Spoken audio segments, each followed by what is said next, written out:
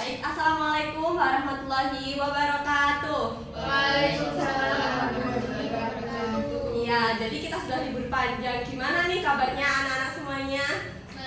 Baik, Bu. Kemarin liburannya kemana aja? Di rumah aja, Ibu. Oh, di rumah aja. Oke. Sebelum kita memulai pelajaran pada hari ini, bisa dilihat sekelilingnya, barangkali ada sampah atau yang mau ke kamar mandi, silahkan ke kamar mandi lebih dulu. Sudah bersih? Alhamdulillah. Oke, selanjutnya Ibu akan mengabsen satu-satu dari kalian. Yang pertama Ahmad Bagus, apa hadir? Oke, Jihan Rizka Hadir, Bu. Rizka Agna Hadir. Siti Nursayanti, Hadir, Bu. Tia. Hadir, Ibu. Ya, alhamdulillah sudah hadir semua ya. Baik, pada pelajaran kali ini kita itu akan membahas mengenai keanekaragaman hayati. Jadi di hari ini kita akan mempelajari mengenai apa sih keanekaragaman hayati, kemudian apa itu flora fauna, terus ada lagi kita itu belajar mengenai faktor-faktor keanekaragaman hayati, kemudian persebarannya, apa aja keanekaragaman hayati itu, dan juga tingkatan keanekaragaman hayati. Oke, sebelum kita masuk ke materi utama, izinkan Ibu bertanya. Pertanyaannya, pernah nggak kalian itu melihat sawah atau lahan kosong di sekitar rumah kalian yang udah berubah jadi sebuah perumahan atau menjadi sebuah bangunan? Menurut kalian itu yang terjadi, apa yang akan terjadi dengan tumbuhan maupun hewan-hewan yang awalnya berhabitat di sekitar situ? Apa yang terjadi pada mereka? Kehilangan rumah tinggalnya, Bu. Iya, kehilangan rumah tinggalnya. Terus ada apa lagi? Ini punah bisa, Bu. Iya, bisa punah juga. Oke, sudah pintar semua ya ternyata. Ya, lanjut yang pertama. Apa sih keanekaragaman hayati itu? Nah, jadi keanekaragaman hayati atau biodiversitas itu adalah keseluruhan variasi makhluk hidup yang ada di bumi ini, meliputi semua organisme dari mulai yang paling sederhana sampai yang lebih kompleks dan juga interaksinya dengan lingkungan. Nah, jadi biodiversitas itu diambil dari bahasa ilmiahnya yakni bio yang artinya makhluk hidup, dan versitas yang artinya itu keberagaman atau keanekaragaman. Nah, di biodiversitas ini kita itu nggak cuma membahas mengenai makhluk hidup aja. Jadi kita juga membahas mengenai interaksi atau hubungan dari makhluk hidup tersebut dengan lingkungannya. Kemudian dan itu juga tidak dibahas dari organisme terkecil seperti mikroorganisme sampai organisme yang lebih kompleks. Jadi semakin tinggi keanekaragaman hayati di suatu tempat itu semakin stabil juga suatu ekosistem. Kenapa ya seperti itu? Ada yang tahu nggak? Belum tahu, Ibu. Oke, Ibu kasih tahu. Jadi tingkat keanekaragaman hayati yang lebih kompleks itu bisa menstabilkan ekosistem suatu tempat, karena kalau keanekaragaman hayatinya lebih banyak, dia itu ekosistemnya itu lebih terkendali atau lebih stabil karena rantai makanannya, jaring-jaring makanannya itu lebih tercukupi. Nah, hal itu menyebabkan ekosistemnya itu lebih stabil ataupun seimbang. Selanjutnya, apa itu flora fauna? Kalian ada yang tahu nggak flora fauna itu apa? Kalau ini, Bu, saya Iya, apa? yang saya tahu itu flora itu tentang tumbuh-tumbuhan, kalau yang fauna itu tentang hewan. Iya, bagus sekali. Nah, itu juga betul. Tapi lebih lengkap dan lebih tepatnya, flora itu daftar kekayaan seluruh jenis tumbuhan yang hidup di suatu wilayah tertentu pada periode waktu tertentu. Nah, sama halnya dengan fauna. Fauna itu suatu daftar kekayaan seluruh jenis hewan di suatu wilayah tertentu pada waktu tertentu. Jadi, flora dan fauna ini bertambah seiring berkembangnya waktu, atau dia itu selalu bertambah kalau ada flora atau fauna yang baru ditemukan. Oke, selanjutnya contoh dari flora dan fauna ini. Flora itu contohnya kan tumbuh-tumbuhan ya, jadi kayak pohon-pohonan, pohon-pohonan, rumput-rumputan, kemudian apa saja itu termasuk ke dalam flora. Jadi kalau ada tumbuhan baru yang ditemukan itu masuk ke dalam flora baru, kayak gitu. Selanjutnya, ruang lingkup keanekaragaman hayati. sudah Ibu sampaikan sebelumnya, kalau ruang lingkup keanekaragaman hayati itu tidak mencakup hanya makhluk hidup saja, melainkan juga habitat atau tempat hidupnya dan juga interaksi antar makhluk hidup dan juga lingkungannya. Oke, selanjutnya yakni ruang lingkup keanekaragaman hayati. Nah, ruang lingkup ini sudah saya sampaikan sebelumnya, kalau ruang lingkup keanekaragaman hayati itu tidak mencakup hanya makhluk hidupnya saja. Yang di dalam makhluk hidup itu ada manusia, hewan, tumbuhan, dan juga mikroorganisme, melainkan juga membahas mengenai habitat atau tempat tinggal makhluk hidup tersebut dan juga interaksinya. Habitat makhluk hidup itu contohnya ada di habitat darat atau di perairan ataupun di danau dan di laut, itu bisa jadi habitat atau tempat hidupnya. Selanjutnya yakni interaksi antar makhluk hidup dan lingkungannya. Interaksi ini artinya hubungan antara makhluk hidup tersebut dengan lingkungannya. Jadi misal kayak hubungan antara harimau dengan hutan. Kalau hutan itu digunduli, berarti harimaunya kayak gimana? Nah, seperti itu adalah interaksi antar makhluk hidup dengan lingkungannya. Kemudian terdapat tingkat keanekaragaman hayati. Nah, tingkat keanekaragaman hayati ini terbagi menjadi 3, yakni tingkat keanekaragaman gen, kemudian yang kedua itu keanekaragaman jenis atau spesies, dan terakhir itu keanekaragaman ekosistem.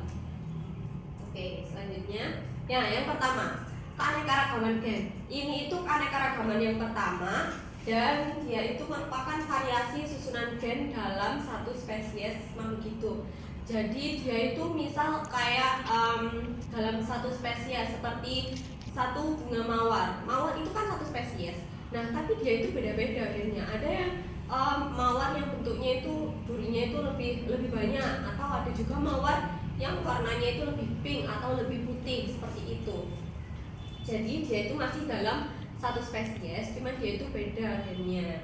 Nah, variasi gen ini itu menyebabkan adanya perbedaan sifat fisik ataupun sifat yang lainnya dalam suatu individu. Contohnya itu ada kayak perbedaan warna kulit, bentuk tubuh, tinggi badan, terus rasa, ukuran, bentuk, dan juga ketahanan terhadap penyakit. Nah, contohnya kita ini kan warga Asia nih.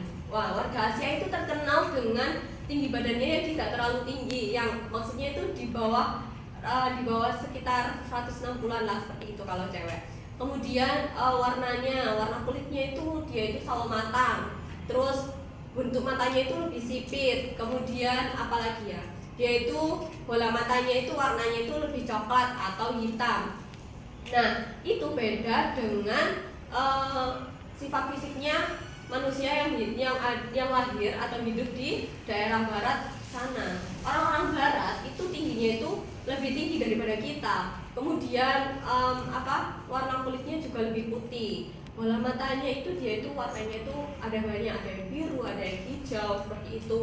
Lagi contohnya itu kayak di Afrika. Di Afrika itu warna kulit mereka itu lebih gelap daripada kita. Jadi itu semua tergantung dengan keanekaragaman gen. Terus untuk contoh yang perbedaan rasa, ukuran, dan bentuk itu ada pada tanaman padi.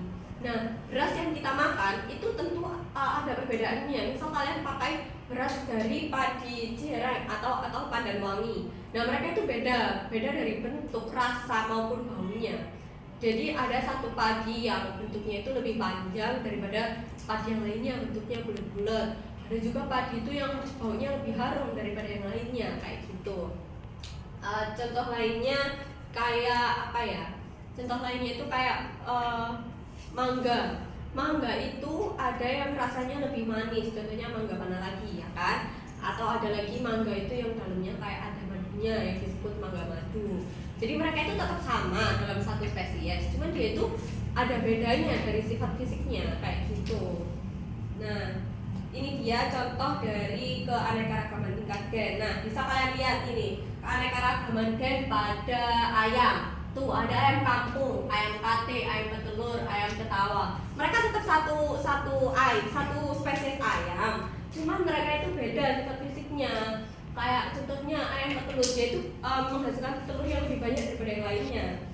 Kemudian ada contoh lagi ini yang saya sebutkan tadi, yakni keanekaragaman gen pada manusia. Nah, itu ada ras negroid dan mereka lebih berwarna kulit yang lebih gelap daripada ras-ras seperti ras Kaukasoid dan juga Mongoloid. Nah, itu juga lihat matanya. Mata dari ras Mongoloid dia itu lebih sipit daripada mata warga-warga ras Kaukasoid ataupun ras negroid yang lainnya, kayak gitu. Kemudian, yakni yang kedua itu ada keanekaragaman jenis. Nah, kalau keanekaragaman jenis ini bedanya itu antar spesies dalam suatu wilayah. Jadi setiap spesies itu memiliki ciri yang khusus atau peran tertentu dalam ekosistem. Misal contohnya itu kayak apa ya? Contohnya itu kayak gajah, harimau, dan orang hutan itu dalam bentuk hewan. Kemudian di tumbuhan itu ada jati, pinus, kelapa. Nih contohnya. Ada harimau, singa, kucing, dan cita. Mereka itu masih dalam satu familia ya. Ini familia kucing seperti itu. Harimau, singa, kucing, dan cita itu masih dalam satu famili, tapi mereka itu beda. Kemudian yang kedua itu ada famili palem atau kayak kelapa-kelapa gitu. Nah mereka kan bentuknya hampir sama ya, cuman itu beda semua. Padahal mereka itu masih satu famili. Ada kelapa, lontar, aren, dan juga benang. Jadi mereka masih bisa disebut dalam satu familia, cuman mereka itu beda jenisnya, kayak gitu. Selanjutnya ini ada keanekaragaman ekosistem. Nah ini adalah tingkat keanekaragaman yang paling terakhir. Jadi keanekaragaman ekosistem itu adalah variasi atau keragaman tempat tinggal suatu makhluk hidup yang berbeda karena adanya perbedaan kondisi alam. Nah, komponen-komponen dalam ekosistem itu terbagi jadi dua. Yang pertama, ini ada ekosistem biotik yang meliputi makhluk hidup. Tadi sudah Ibu sebutkan kan, makhluk hidup itu ada 4. Apa saja? Makhluk hidup itu ada 4. Apa saja? Manusia. Iya. Kemudian hewan. Terus satu lagi mikroorganisme. Nah, itu termasuk ke dalam komponen ekosistem yang biotik, meliputi 4 itu tadi ya. Nah, kemudian ada juga nih komponen abiotik. Komponen abiotik ini mencakup di luar makhluk hidup seperti air, terus tanah, udara, cahaya, dan suhu. Nah, komponen abiotik ini berbeda-beda tiap wilayahnya, tiap daerah. Oleh karena itulah keperbedaan itu mempengaruhi adanya keanekaragaman ekosistem kayak gitu. Contohnya di contoh ekosistem hutan hujan tropis. Di hutan hujan tropis ini komponen abiotiknya itu dia tanahnya itu lebih subur. Terus cahaya dan suhunya itu lebih melimpah karena dia terletak di garis ekuator atau di daerah tropis. Kemudian ada lagi contoh ekosistem padang rumput, contoh ekosistem danau, dan juga hutan mangrove. Nah, ini dia contoh dari keanekaragaman ekosistem. Ini ada hutan hujan tropis. Dia itu dikarakteristikkan dengan banyaknya jumlah pohon besar, terus curah hujan yang lebih tinggi, terus suhu hariannya itu lebih tinggi juga karena dia terletak di garis ekuator. Terus hutan mangrove itu apa sih? Hutan mangrove itu hutan yang di dalamnya itu ada tumbuhan bakau di sekitar pesisir dengan tujuan untuk mengurangi tingkat kerawanan bencana, tsunami ataupun banjir seperti itu. Kemudian ada savana. Savana itu padang rumput yang luas dengan sedikit pohon. Jadi dia itu modelnya itu seperti contohnya itu kayak di Banyuwangi itu ada ya. Jadi mereka itu kayak padang rumput aja dan ada beberapa pohon besar, tapi nggak sebanyak yang ada di hutan hujan tropis. Nah itu juga dipengaruhi oleh komponen abiotik ini. Kalau di savana itu dia itu dia itu kelembapannya itu tidak terlalu tinggi, jadi nggak banyak tumbuhan yang bisa hidup di sana. Kemudian ada ekosistem terumbu karang. Dia itu termasuk ekosistem laut dengan biodiversitas tinggi. Menurut kalian kenapa ya? Kenapa ya terumbu karang itu disebut sebagai ekosistem laut dengan biodiversitas tinggi? Nah, karena di dalam laut itu ada bagian laut yang tidak terkena matahari, ada juga yang dia itu masih terkena cahaya matahari. Nah, daerah dengan yang terkena cahaya matahari lebih banyak, dia itu lebih banyak menghasilkan atau ada lebih banyak mikroorganismenya. Nah, ada lebih banyak juga terumbu karangnya. Terumbu karang itu nggak cuma satu jenis aja, ada banyak jenis. Oleh karena itu disebut ekosistem terumbu karang itu termasuk ke dalam ekosistem dengan biodiversitas tinggi. Kemudian contoh ekosistem air lainnya itu kayak ekosistem danau dan juga sungai. Next. Nah, selanjutnya ini tuh ada persebaran keanekaragaman hayati. Seperti yang kita tak cari tahu sebelumnya, keanekaragaman hayati itu tidak sama dalam suatu wilayah. Jadi tiap daerah itu keanekaragamannya itu beda, keanekaragaman hayatinya itu beda. Oleh karena itu ada persebaran keanekaragaman hayati. Contohnya, wilayah tropis itu memiliki keanekaragaman hayati yang lebih besar. Oleh karena itu, Indonesia itu disebut sebagai negara mega biodiversitas atau artinya negara dengan keanekaragaman yang paling besar, paling banyak. Nah, kenapa sih hal itu bisa terjadi? Indonesia itu kan terletak di wilayah tropis. Seperti yang kita tahu sebelumnya, kalau keanekaragaman hayati itu juga dipengaruhi oleh adanya faktor lain seperti kayak letak astronomis. Nah, Indonesia itu terletak di garis ekuator atau di daerah tropis yang mana dia itu lebih banyak terkena sinar matahari dan juga suhu yang sangat tinggi. Terus curah hujan di daerah tropis itu lebih banyak daripada daerah yang lainnya ya, karena sinar mataharinya juga lebih banyak dengan suhu yang stabil. Nah, oleh karena itu daerah tropis itu lebih memiliki banyak varietas atau keanekaragaman hayati. Contohnya itu ada di daerah Kalimantan yang punya banyak hutan dan juga dia itu lebih banyak hewan-hewan endemik. Jadi hewan endemik itu juga nggak bisa tinggal di seluruh daerah. Jadi itulah kenapa ada persebaran keanekaragaman hayati. Nah, sebaliknya di wilayah kutub mereka itu memiliki biodiversitas yang sangat rendah atau lebih rendah daripada di wilayah tropis karena mereka itu kondisinya itu lebih ekstrim. Kayak di daerah lintang tinggi, contohnya kayak negara di Kanada ataupun di Finlandia, mereka itu biodiversitasnya itu lebih rendah. Mereka cuma punya tumbuhan seperti pohon konifer, terus hewan-hewannya itu juga nggak bervariasi, cuma ada beruang kutub, anjing kutub, terus apalagi ada yang namanya penguin, kemudian ada cuman anjing husky. Nah, itu bedanya persebaran keanekaragaman hayati di wilayah tropis dan juga wilayah kutub. Nah, bisa nggak sih kalau misal flora fauna di wilayah kutub itu dipindahkan ke wilayah tropis? Nggak bisa, karena misal kayak penguin kalian pindahkan ke daerah kita atau Indonesia, mati nggak dia? Dia bakal mati karena dia itu kan hidup di daerah dengan suhu ekstrem, yang artinya dia itu hidup di daerah dengan suhu yang sangat tinggi, sangat dingin banget. Sedangkan di wilayah tropis dia itu lebih banyak terkena sinar matahari dengan suhu yang tinggi. Jadi kalau misal kita berusaha untuk tetap menghidupkan penguin di daerah kita dengan dikasih AC yang banyak, mungkin bisa hidup. Mungkin bisa, tapi cuma hanya beberapa hari saja karena dia itu bukan di habitat asalnya. Sama halnya dengan hewan-hewan tropis yang misal bisa kalian pindah ke kutub, itu nggak bisa tetepan.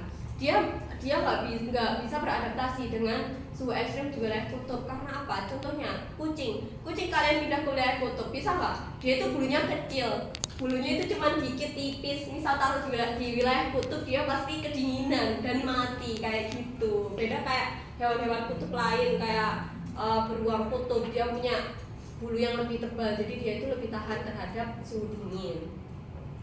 Kemudian ini ada faktor yang mempengaruhi persebaran keanekaragaman. Nah, seperti yang kita pelajari sebelumnya, ada faktor iklim, letak geografis, topografis, dan ketersediaan air. Oke, sebelum Ibu jelaskan ini, sebelum Ibu jelaskan terkait faktor yang mempengaruhi keanekaragaman hayati, kayaknya kalian udah nggak terlalu fokus ya. Jadi Ibu akan ada ice breaking. Kalau Ibu bilang flora, kalian itu sentuh kepala. Kalau Ibu bilang fauna, kalian pegang pundak. Kalau ada yang salah, nanti maju ya.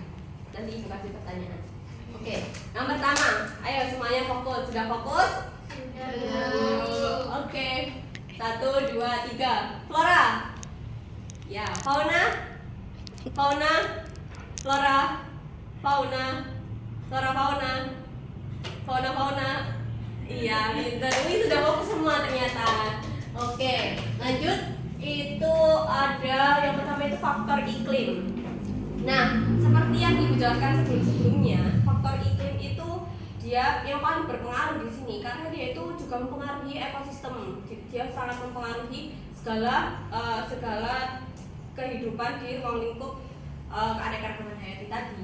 Contohnya itu misal iklim di wilayah tropis, ya seperti yang Ibu jelaskan tadi, wilayah tropis itu iklimnya itu lebih dikarakteristikkan dengan suhu yang lebih tinggi, terus curah hujan tahunan yang lebih tinggi, kelembapan yang lebih tinggi, terus cahaya yang lebih banyak diterima. Jadi dia itu lebih memungkinkan untuk banyak anekaragaman hayati yang hidup di dalamnya. Bahkan hewan-hewan endemik itu banyak yang hidup di wilayah tropis kayak gitu. Beda lagi dengan iklim di wilayah lintang tinggi, dia itu lebih sedikit biodiversitasnya karena suhu yang lebih rendah, terus dia juga itu sinar mataharinya juga nggak dapat, setiap tahunnya itu sinar mataharinya itu cuma sedikit didapat kayak gitu. Nah, beda lagi juga dengan wilayah di lintang tengah, mereka itu nggak yang sebanyak biodiversitas di wilayah tropis, tapi dia juga nggak sesedikit biodiversitas di wilayah lintang tinggi kayak gitu. Kemudian ada letak geografis, ini juga sama. Contohnya di wilayah di lintang ekuator, dia itu kena sinar matahari tahunan yang lebih tinggi ya. Dia itu setiap hari itu dapat sinar matahari. Terus itu pun stabil juga ya sinar mataharinya. Beda kayak di lintang utara mau lintang tinggi ataupun lintang sedang, dia sinar mataharinya itu nggak stabil, beda-beda setiap musimnya. Kayak misal di musim panas atau di musim dingin di wilayah lintang tengah itu sinar matahari yang didapat itu beda tiap musimnya. Kemudian selanjutnya itu ada topografi. Nah, untuk faktor topografi ini itu juga mempengaruhi persebaran. Contohnya apa? Contohnya kayak di wilayah dia itu misal nih, wilayah dengan topografi yang lebih tinggi, dia itu lebih banyak hewan ataupun tumbuhan ataupun keanekaragaman yang lebih bervariasi. Beda sama daerah dengan topografi yang lebih datar gitu. Selanjutnya ada ketersediaan air. Nah, tumbuhan-tumbuhan itu bisa lebih stabil tumbuhnya kalau ketersediaan air dan juga kelembapannya itu lebih bagus. That's why kenapa kalau di hutan dia itu lebih banyak butuh ketersediaan air. Makanya kalau di hutan sudah dipastikan bahwa ketersediaan air dalam hutan itu sudah banyak atau sudah mencukupi. Beda halnya dengan daerah contohnya itu di wilayah Nusa Tenggara. Yang kalian lihat Nusa Tenggara itu lebih gersang kan daripada wilayah Sumatera maupun Kalimantan. Dia itu lebih gersang karena apa? Dia itu ketersediaan airnya itu juga lebih sedikit, lebih panas juga. Nah, itu kenapa di wilayah Nusa Tenggara itu lebih banyak savana maupun padang rumput daripada wilayah di sekitar Kalimantan maupun Sumatera. Seperti itu. Nah, kemudian ini ada keanekaragaman hayati di Indonesia. Ini lebih berfokus keanekaragaman atau biodiversitas di wilayah Indonesia saja. Nah, faktor penyebab dari keanekaragaman hayati di Indonesia yang sangat banyak ini, salah satunya yakni ada letak di antara dua benua dan dua samudra, iklim tropis, bentuk kepulauan, dan variasi topografi. Itulah kenapa negara Indonesia itu lebih banyak biodiversitasnya, karena dia itu terletak di antara dua benua dan dua samudra, yang artinya dia itu terletak di posisi strategis. Kemudian ada iklim tropis. Seperti yang saya bilang sebelumnya, dia itu di iklim tropis itu dia itu dapat penyinaran cukup, dapat sinar matahari yang cukup, dapat suhu yang cukup juga, kelembapan yang tinggi, curah hujan yang tinggi. That's why tumbuhan-tumbuhan itu bisa hidup di wilayah iklim tropis ini lebih banyak. Dan bentuk kepulauan, Indonesia itu berpulau-pulau sekali kan, ada banyak pulau-pulau kecil yang bahkan nggak terhitung jumlahnya sampai saat ini terus bertambah. Nah, dari setiap pulau tersebut dia itu punya dia itu punya keanekaragaman hayati yang berbeda setiap pulaunya. Nah, kalau misal aja di Sumatera, di pulau besar ini kayak Sumatera, Pulau Jawa, Pulau Kalimantan, Pulau Nusa Tenggara dan Papua, itu aja udah beda kan, udah beda keanekaragamannya. Bayangin kalau ada banyak pulau-pulau lain yang belum terjamah, artinya lebih banyak keanekaragaman hayati yang belum diketahui juga. Nah, itulah kenapa bentuk kepulauan itu juga mempengaruhi keanekaragaman hayati. Kalau misal di negara yang dia itu cuma satu pulau atau di dalam benua itu aja, dia itu keanekaragamannya itu nggak terlalu banyak, jadi cuma itu aja. Yang terakhir itu ada variasi topografi. Nah, di Indonesia itu karena bentuk negara yang kepulauan, dia juga itu punya variasi topografi yang berbeda. Bahkan di di dalam satu pulau aja itu bentuk topografi itu berbeda-beda. Itu juga dipengaruhi oleh letak di antara dua benua dan samudra itu, letak astronomisnya. Nah, contohnya itu ada flora Rafflesia arnoldii dan anggrek. Yang kita tahu Rafflesia arnoldii itu baru aja juga ditemukan di Sumatera itu kan. Nah, jadi keanekaragaman hayati di Indonesia itu sebenarnya ada banyak, cuman ada beberapa yang sudah punah atau ada juga yang udah nggak itu lagi. Terus ada juga anggrek. Anggrek itu dianggap sebagai ciri khas negara Indonesia juga. Terus ada fauna komodo, orangutan, dan cendrawasih. Nah, komodo ini itu mencerminkan fauna di wilayah Nusa Tenggara. Dia itu cuma ada di Nusa Tenggara atau fauna endemik Nusa Tenggara. Jadi komodo itu cuma bisa ditemui di sana. Itu kemudian ada orangutan. Orangutan ini lebih banyak ditemui di daerah Kalimantan atau di daerah barat Pulau Indonesia.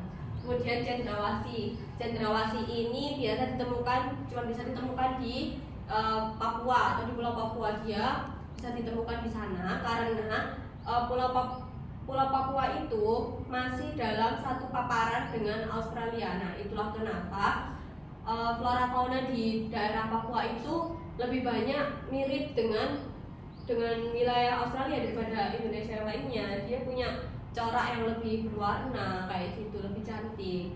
Kemudian ada ekosistem di Indonesia itu termasuk hutan-hujan tropis, laut, dan mangrove. Nah, ekosistem di Indonesia itu cuma ada hutan hujan tropis dan juga hutan hujan musim karena Indonesia ada di wilayah tropis.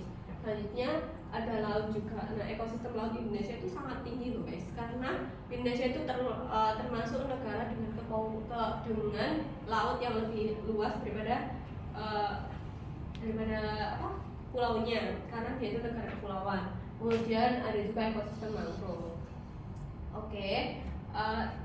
Terima kasih. Sekian, terima kasih untuk pelajaran hari ini. Apakah ada yang mau ditanyakan dulu?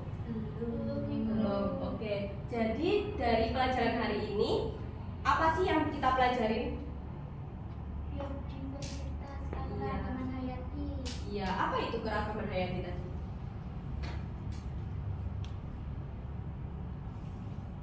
Variasi. Iya. Dari flora dan fauna di Indonesia itu. Iya, betul. Nah, kita kan sudah mempelajari keanekaragaman hayati dan juga persebarannya. Jadi, pelajaran yang kita ambil itu adalah untuk kita harus melestarikan keanekaragaman hayati, karena seperti yang kita tahu sebelumnya bahwa tidak semua daerah itu punya keanekaragaman hayati yang sama, dan juga banyak juga keanekaragaman hayati yang sudah punah karena ulah manusia maupun lingkungannya sendiri. Itulah kenapa kita harus melestarikan keanekaragaman hayati. Bisa dimulai dari hal kecil kayak kalian tidak mencabut tumbuhan sembarangan. Biasanya kan tangan-tangan kalian yang sangat jahil itu mencabut-cabut kayak gitu ya. Nah itu nggak boleh ya. Kita itu harus melestarikan seperti itu. Oke, karena kita sudah mempelajari hingga materi persebaran di Indonesia, selanjutnya pada pertemuan selanjutnya kita akan mempelajari mengenai contoh ekosistem lebih dalam dan juga pelestariannya dan juga ancamannya. Sekian pelajaran hari ini. Terima kasih. Wassalamualaikum warahmatullahi wabarakatuh. Waalaikumsalam warahmatullahi wabarakatuh.